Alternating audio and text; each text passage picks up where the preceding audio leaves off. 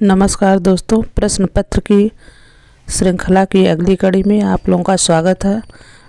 आज हम आप लोगों के सामने संपूर्ण पाठ्यक्रम से महत्वपूर्ण प्रश्नों को लेकर के आए हैं, जो आपके विशेषकर टीजीटी, पीजीटी, असिस्टेंट प्रोफेसर की परीक्षा में सफलता दिलाने में कारगर होगा। चलिए हम देखते हैं। प्रश्न नंबर 1, कह रहा है गोदान उपन्यास का प्रमुख पात्र होरी की मृत्यु किस कारण से हुई है। तो होरी की मृत्यु जो है लू लगने से हुई थी, तो इसका राइट आंसर होगा सी।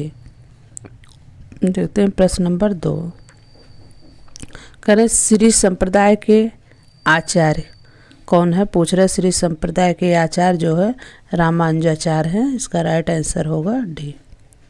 देखते हैं प्रश्न नंबर 3, कारक शुक्ल जी ने लाक्षणिक मूर्तिमत्ता और प्रयोग वैचित्र का कवि किसे कहा है। तो शुक्ल जी ने लाक्षणिक मूर्तिमत्ता और प्रयोग वैचित्र का कवि महाकवि घनानंद को कहा है, इसका राइट आंसर होगा ए। देखते हैं प्रश्न नंबर 4, कह रहे उद्दीपन किसे कहा जाता है। काव्य शास्त्र प्रश्न है अलंकार का। उद्दीपन किसे कहा जाता है। आश्रय के शरीर विकारों को, शारीरिक चेष्टाओं को, ये विषय का बाहरी चेष्टाओं को, इसका राइट आंसर होगा सी। अब देखते हैं प्रश्न नंबर 5, पंक्ति है बालिका मेरी मनोरम मित्र थी। छायावाद के किस कवि की पंक्ति है। तो ये छायावाद के जो कवि सुमित्रानंदन पंत की पंक्ति है, इसका राइट आंसर होगा सी। अब है प्रश्न नंबर 6, कह रहे सही अर्थयुक्त शब्द युग्म कौन है इसमें। तो जो ये करोड़, गोद, करोड़, 100, लाख, ये इसका सही शब्द युग्म है, इसका राइट आंसर होगा सी। देखते हैं प्रश्न नंबर 7, पूछ रहा है कि चंद्रधर शर्मा गुलेरी की उसने कहा था कहानी का सार क्या है। कहानी का सार पूछ रहा है, तो इस कहानी का सार है निस्वार्थ बलिदान, इसका राइट आंसर होगा सी। बहुत प्रसिद्ध कहानी है गुलेरी जी की। प्रश्न नंबर 8 है किस विकल्प के सभी शब्द शुद्ध हैं। ये पूछ रहा है, तो निरपराध, सादृश, उच्छृंखल, ये तीनों जो है शुद्ध हैं, इसका राइट आंसर होगा बी। अब हम देखते हैं प्रश्न नंबर 9, मोतीलाल मिनारिया के अनुसार विसल देव रासों का रचना काल पूछ रहा है, इसका समय क्या है। तो इसका समय होगा 14वीं सदी, इसका राइट आंसर होगा ए। प्रश्न नंबर 10, किस विकल्प के सभी शब्द स्वर संधि के हैं। तो स्वर संधि का पूछ रहा है कि इसमें स्वर संधि के जो है सब कौन कौन से हैं। तो इसका जो है राइट आंसर होगा बी। हम देखते हैं जो है प्रश्न नंबर 11, राम कुमार वर्मा ने हिंदी साहित्य की आरंभिक सीमा कौन सी मानी है। तो इन्होंने 693 ईस्वी माना है, इसका राइट आंसर होगा ए। प्रश्न नंबर 12, मन के चंचल विकारों को पूछ रहा है क्या कहते हैं। तो मन के चंचल विकारों को संचारी भाव कहते हैं, इसका राइट आंसर है बी। हम देखते हैं प्रश्न नंबर 13, अभी तो मुकुट बधा था माथ हुए कल ही हल्दी के हाथ, ये पंक्ति जो है किस कवि की है। तो ये कवि जो है छायावादी कवि सुमित्रानंदन पंत की है, इसका राइट आंसर होगा ए। अब है प्रश्न नंबर 14, करा कि रेणु की लाल पान की बेगम कहानी में बिरजू की माँ को लाल पाल की बेगम किसने कहा। जैसा कि आप जानते हैं रेणु की कहानी है लाल पाल की बेगम। तो ये पूछ रहे हैं कि लाल पान की बेगम बिरजू की माँ को किसने कहा। तो जंगी की पतोहों ने कहा था, तो इसका राइट आंसर होगा सी। हम देखते हैं प्रश्न नंबर 15, देवनागरी लिपि की विशेषता नहीं है। ये पूछ रहा है कि इसमें जो है देवनागरी लिपि की कौन सी विशेषता नहीं है। तो इसमें एक ध्वनि के लिए एकाधिक लिप चिन्ह जो है ये देवनागरी लिपि की विशेषता नहीं है, इसका राइट आंसर होगा सी। हम देखते हैं प्रश्न नंबर 16, रीतबद्ध कवि वे हैं जिन्होंने रीत ग्रंथों की रचना ना करके सिद्धांतों या लक्षणों के अनुसार काव्य रचना की है। रीत काव्य के संदर्भ में या स्थापना निम्न में से किस विद्वान की है। जो डॉक्टर नगेंद्र ने कहा है, इसका राइट आंसर होगा बी। हम देखते हैं प्रश्न नंबर 17, पूछ रहा है नि प्रत्यय रहित वाला कौन सा विकल्प है। तो इसमें जो किसानी है ए नहीं होगा, बाकी और सब सही होगा। प्रश्न नंबर 18,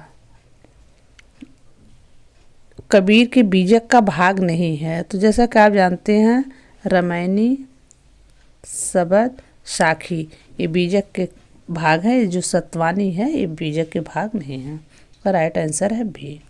अब हम देखते हैं प्रश्न नंबर 19। अगला प्रश्न है आनंद कादम्बनी के संपादक। तो आनंद कादम्बनी के संपादक प्रेमघन थे, क्योंकि भारतेंदु प्रताप नारायण मिश्र और बालकृष्ण भट्ट ये नहीं थे। उनका ब्राह्मण था और उनका हरिश्चंद्र चंद्रिका था।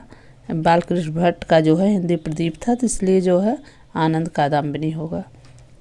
प्रश्न नंबर 20, नदी शब्द का तृतीया विभक्त एक वचन रूप। तो नदी शब्द का तृतीया विभक्त एक वचन रूप जो है नद्या होगा। इसका जो है थोड़ा मिस्टेक हो गया है, राइट आंसर ही होगा। चलिए प्रश्न नंबर 21, गुणवंत हेमंत किसकी कविता है। तो गुणवंत हेमंत श्रीधर पाठक की कविता है। इसका राइट आंसर है बी। हम देखते हैं प्रश्न नंबर 22, पूछ रहा है मिश्र बंधु विनोद के कुल कितने भाग प्रकाशित हुए हैं। तो कुल इसके 4 भाग प्रकाशित हुए हैं। इसका राइट आंसर है डी। अगला प्रश्न है तुलसीदास की रचना नहीं है। रामलला ने जो राम रक्षा स्त्रोत, ही राम रक्षा स्त्रोत जो है ये इनकी रचना नहीं है, रामानंद की रचना है। बाकी सब तुलसीदास की रचनाएं हैं। अब देखते हैं प्रश्न नंबर 24, कह रहा है कि रहीम अलंकार से है, रहीमन असुवन नयन हरि जी दुख प्रकट करे जा हिनिकारो गे ते कास न भेद कह दे। पूछ रहा है यहाँ कौन सा अलंकार है। तो यहाँ दृष्टांत है। इसका राइट आंसर होगा डी। अब है प्रश्न नंबर 25, पूछ रहा कीरत भनित भूति भली सोई। इसकी पूरी पंक्ति है सुर सर सबका हित होई। तुलसीदास की पंक्ति है। तो यहाँ पूछ रहे भूत से क्या आशय है। तो यहाँ भूत से आशय जो है संपत्ति से है। इसका राइट आंसर है सी। अब हम देखते हैं अगला प्रश्न, प्रश्न नंबर 26, कार मरुभूमि का वह मेघ किस विख्यात विभूत की जीवनी है। तो मरुभूमि का वह मेघ जो है घनश्याम दास बिड़ला की जीवनी है। इसका राइट आंसर है बी।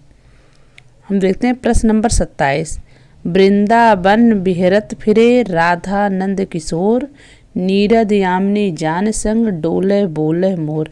यहाँ भी पूछ रहा है अलंकार की कौन सा अलंकार का प्रयोग हुआ है। तो यहाँ जो है भ्रांतिमान अलंकार है। उसका राइट आंसर है डी। प्रश्न नंबर 28, शुक्ल जी ने जिन ग्रंथों के आधार पर आदिकाल की साहित्यिक प्रवृत्ति वीर गाथा आत्मक मानी है, पूछ रहा उसमें से कौन नहीं है।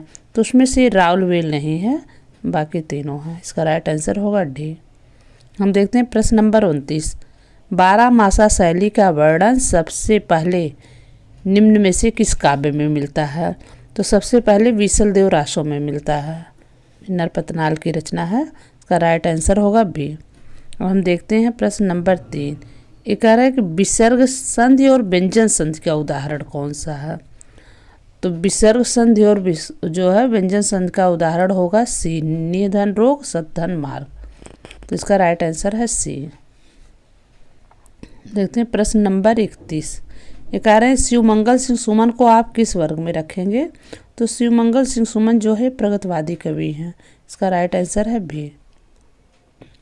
अब है 32, ये पूछ रहा है कि दारा की न दौर या रार नहीं खुजबे की उक्त पंक्ति किसकी है। तो ये उक्त पंक्ति जो है महाकवि भूषण की है। इसका राइट आंसर है बी। हम देखते हैं प्रश्न नंबर 33, निम्नलिखित शब्दों में से पूछ रहा है कौन सा तत्सम है। तो तत्सम जो है अग्नि, बी इसका राइट आंसर है। प्रश्न नंबर 34, हिंदी के प्रथम आचार्य माने जाते हैं केशवदास। Right answer C. प्रश्न नंबर 35, कह रहे फैंटेसी का प्रयोग किस कवि की रचनाओं में अधिक मिलता है। तो फैंटेसी का प्रयोग मुक्तिबोध की रचनाओं में अधिक मिलता है। इसका राइट आंसर है ए।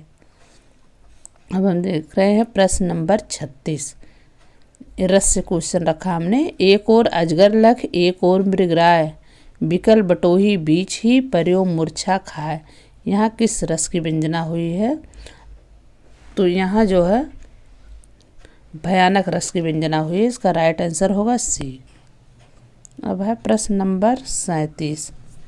कह रहा है कि गारसा द तासी का ग्रंथ इस्तवार दालाल लिटरेच्यूर हिंदुई हिंदुस्तानी का प्रथम भाग किस वर्ष प्रकाशित हुआ था? तो इसका प्रथम भाग 1839 में प्रकाशित हुआ था। इसका राइट आंसर हुआ सी।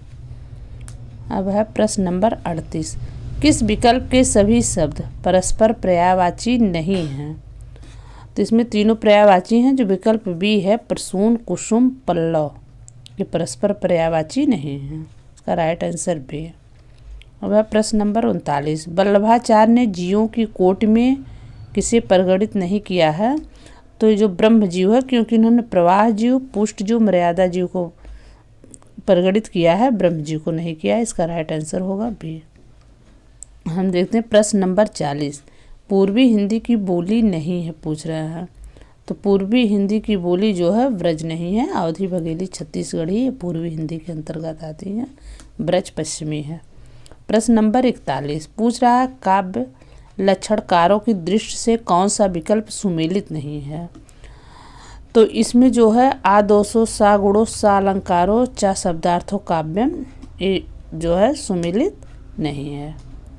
हेमचंद की पंक्ति है, बाकी और सब राइट है। चलिए प्रश्न नंबर 42। 3 प्रकार की व्यंजनाओं में आनंदवर्धन ने किसे सर्वोत्कृष्ट स्थान दिया? वस्तु ध्वनि, रस ध्वनि, अलंकार ध्वनि। तो इन्होंने रस ध्वनि को सर्वोत्कृष्ट स्थान दिया है। इसका राइट आंसर है बी।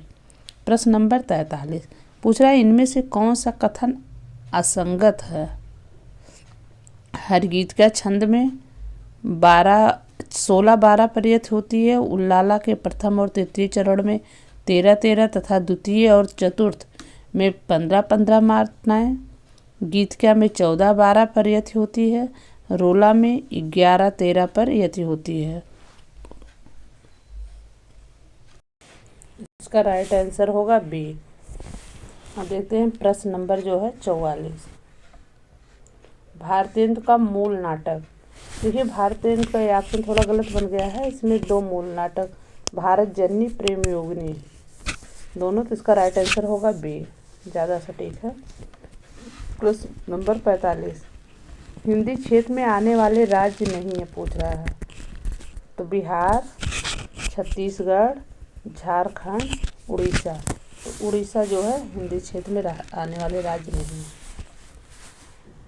पूछा इनमें से सर्वांग निरूपक कवि कौन है? मतिराम, पद्माकर, भिखारी दास, गंग कवि। तो भिखारी दास ये सर्वांग निरूपक है। प्रश्न नंबर 47 हिंदी की प्रथम मौलिक कहानी किसे माना जाता है? तो हिंदी की प्रथम मौलिक कहानी इंदुमती को माना जाता है। इसका राइट आंसर होगा बी। प्रश्न नंबर 48 का करपट शब्द का तद्भव रूप है कटरना, कपड़ा, कपाट और कपट। तो कपड़ा जो है करपट का तद्भव रूप है। इसका राइट आंसर होगा बी। प्रश्न नंबर 49 करा दैव्याश्वर्यम शब्द किस संधि का उदाहरण है? तो दैव्याश्वर्यम जो है ये यड़ संधि का उदाहरण है। इको यड़ से बना है। तो इसका राइट आंसर होगा डी। हम देखते हैं प्रश्न नंबर 50 कार्य केशव की संवाद योजना में कौन सा गुण विद्यमान है? पात्र अनुकूलता, नाटकीयता, व्यंजना सौंदर्य, उपर्युक्त सभी। तो उपर्युक्त सभी जो है उनके विद्यमान है। इसका राइट आंसर होगा डी। अब अंतिम क्वेश्चन है दोस्तों, कह रहे प्रगतिवाद काव्य पर किस विचारधारा का प्रभाव है? तो प्रगतिवाद काव्यधारा पर मार्क्सवाद का प्रभाव है। इसका राइट आंसर होगा ये। Thank you. आज इतना ही, फिर अगली प्रश्न श्रृंखला में हम आपसे फिर मिलेंगे। नमस्कार।